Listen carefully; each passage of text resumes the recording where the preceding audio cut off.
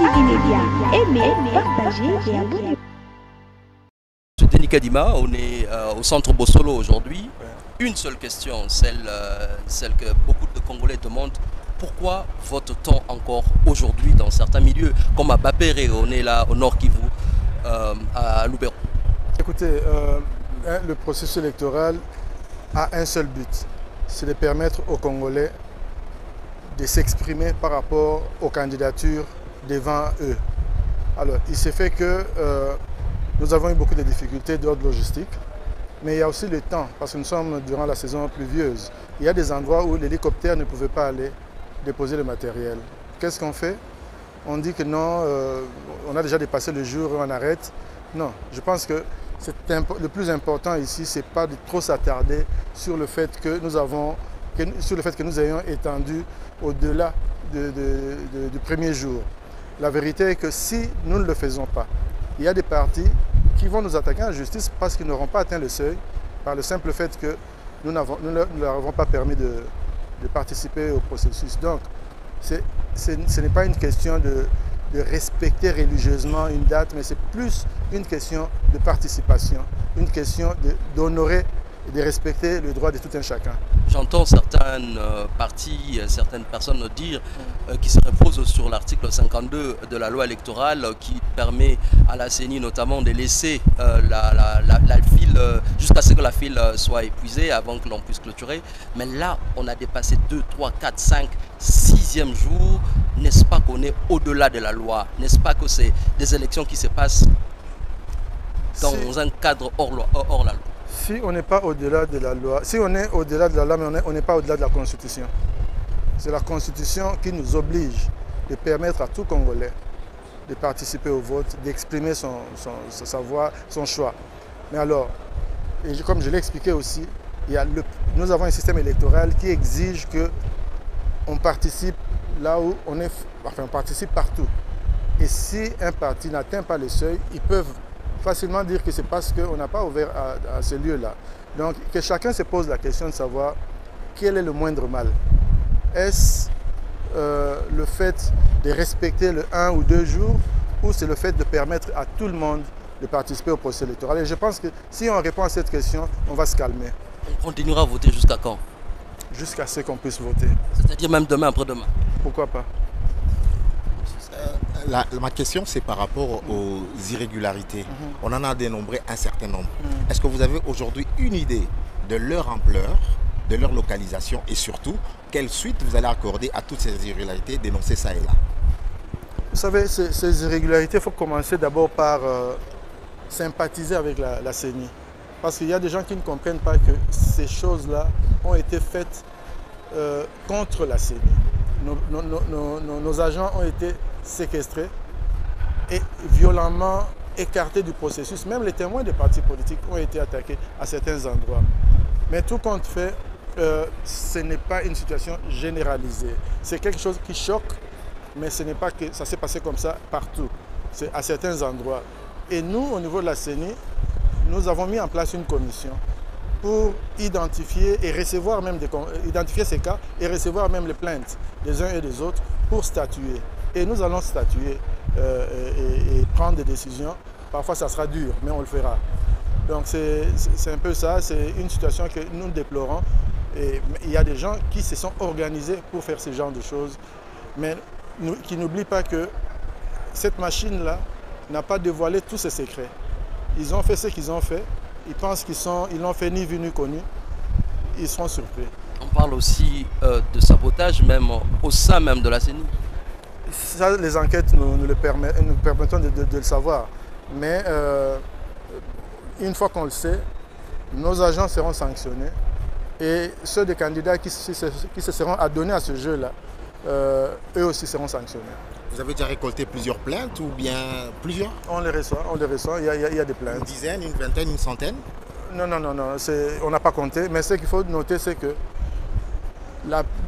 bon nombre de ces plaintes, nous les avons reçues de nos agents. Parce qu'il ne faut pas donner l'impression que tous nos agents se sont adonnés à ce jeu-là. La plupart de nos agents ont défendu l'institution, ils ont filmé ce qui se passait et je dois aussi remercier la population. La population a été très vigilante. ce qu'il faut comprendre ici, il y a des gens qui ne veulent pas comprendre que ce n'est pas le fait de la CENI. La CENI a essayé d'organiser un bon processus électoral. Mais malheureusement, il y a des gens qui ont pris nos bureaux d'assaut et même en otage. Évidemment, ils ont même été plus forts que les forces de sécurité qui parfois n'étaient pas armées et ils ont pu faire ce qu'ils ont pu faire. Moi, je pense que la leçon à retenir, c'est celle-là. Il faut que la sécurisation soit prise vraiment au sérieux. Mais la CENI ici doit bénéficier de la sympathie de l'opinion publique. Ce n'est pas nous qui avons voulu cela. Au contraire, à notre niveau, nous avons tout bloqué. Nous avons tout bloqué et je peux déjà en profiter pour vous dire que les résultats que vous voyez derrière moi là, on n'y a pas touché. On n'a pas touché. Donc c'est 100% que vous voyez là, ce n'est pas touché. C'est-à-dire nous avons promis la transparence, nous avons promis l'intégrité du processus et nous le faisons.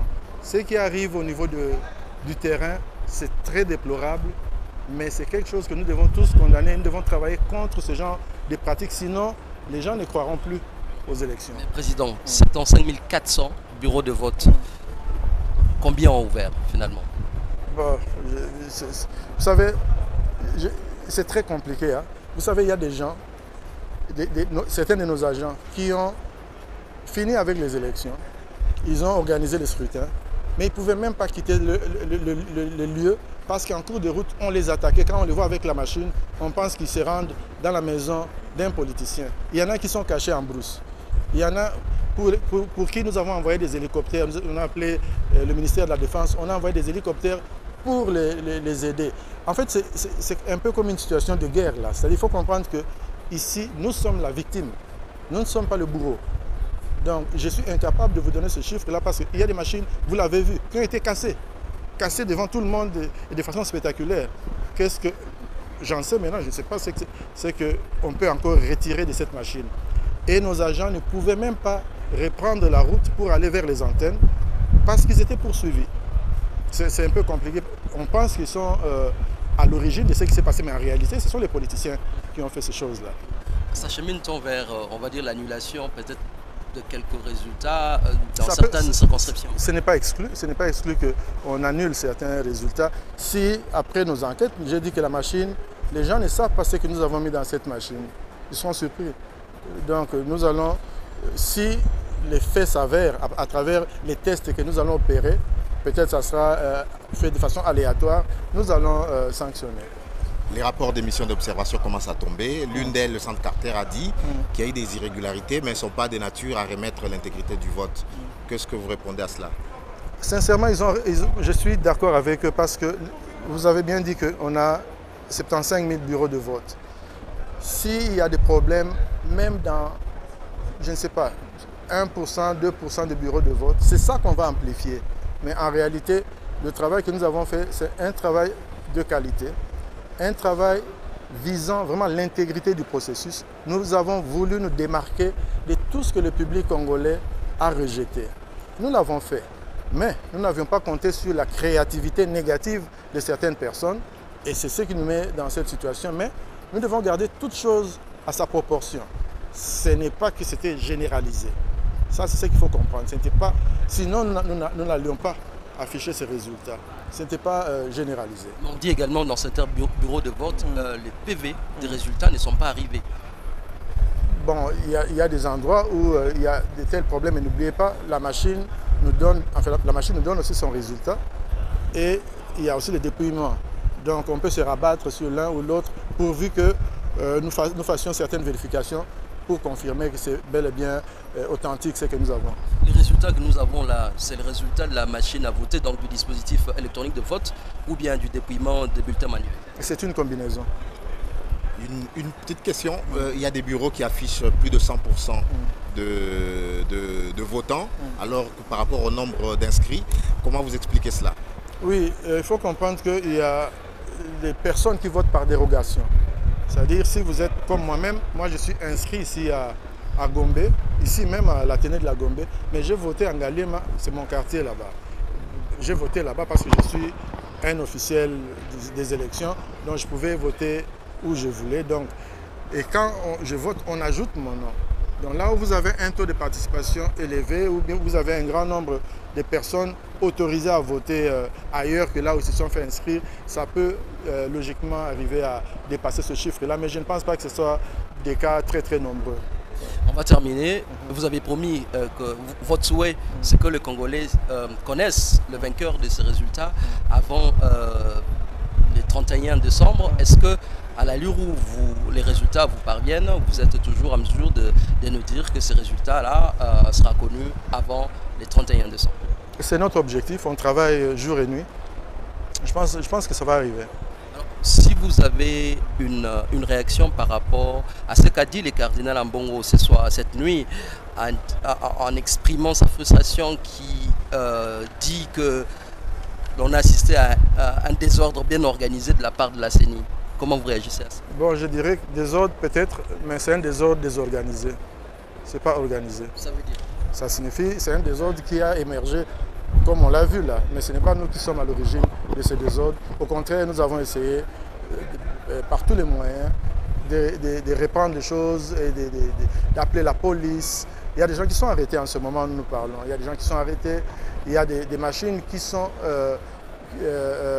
en sécurité avec l'intervention de l'armée parfois. J'ai fait intervenir l'armée à Kisangani par exemple. Donc nous n'avons pas croisé nos bras. Le désordre à certains endroits a eu lieu, mais ce n'est pas avec la bénédiction de la CENI. C'est ça aussi qu'il faut retenir. C'est ça notre société, je l'ai toujours dit. Chaque fois qu'on me demandait est-ce que vous allez organiser de bonnes élections, j'ai toujours dit cette question ne peut pas être posée à la seule CENI. On doit la poser à tout le monde parce que nous nous occupons de la gestion électorale. Il y en a qui s'occupent de la sécurisation, d'autres s'occupent du financement. Et puis la société aussi a un rôle à jouer.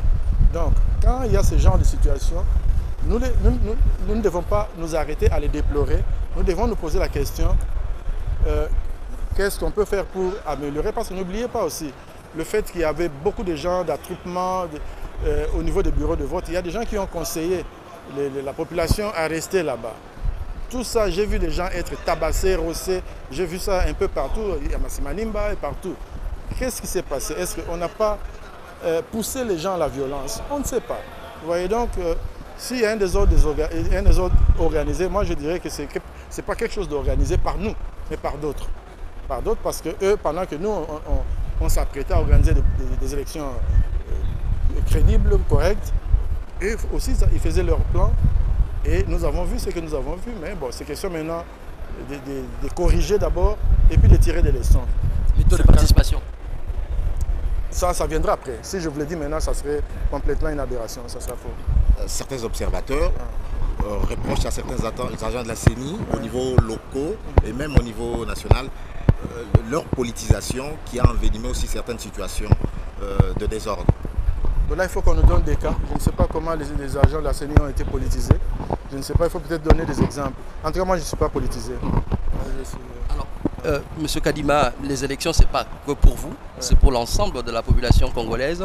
Si vous avez un message à donner en ces jours de Noël à la population congolaise par rapport à l'organisation des élections, à la mobilisation des électeurs, à la contestation également des opposants et également à tout ce que nous vivons, qu'est-ce que vous direz à cette population qui vous suit? Non, le message est le même. D'abord, le message commence par les remerciements. La population a montré son attachement à la démocratie. Je l'ai dit le jour que nous publions les résultats, les tout premiers résultats de la diaspora. Et la population a montré qu'elle tient à la démocratie. Elle ne veut pas que les gens prennent le pouvoir par la force. Et l'engouement qu'elle a démontré montre vraiment ce que je viens de dire là. Et à cette population, je vais lui dire de continuer à faire confiance en la CENI parce que s'ils suivent le processus depuis le début, ils vont voir que la CENI est animée de bonne foi et que la CENI n'épargne aucun effort pour faire sa part.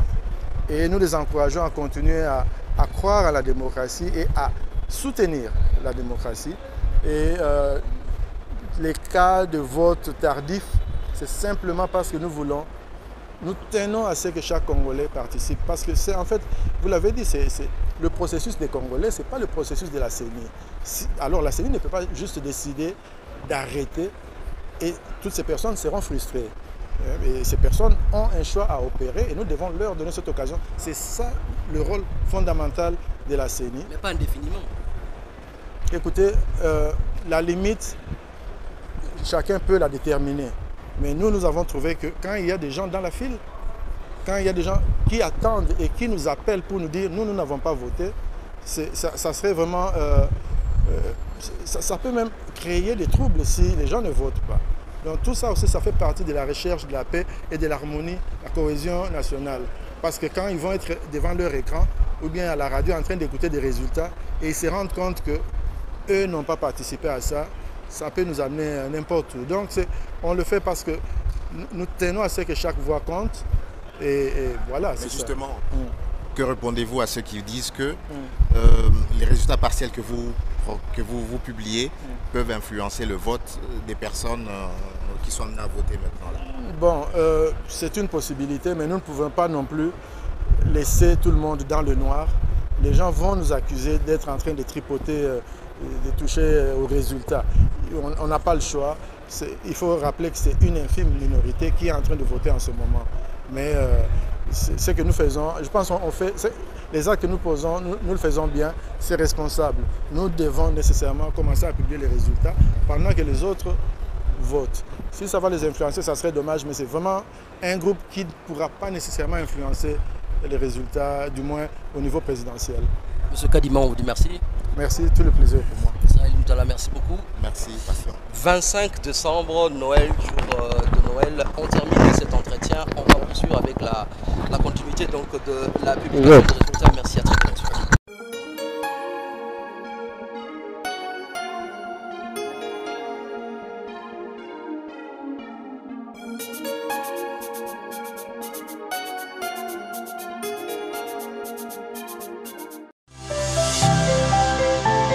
Active Média, aimez, partagez et abonnez-vous.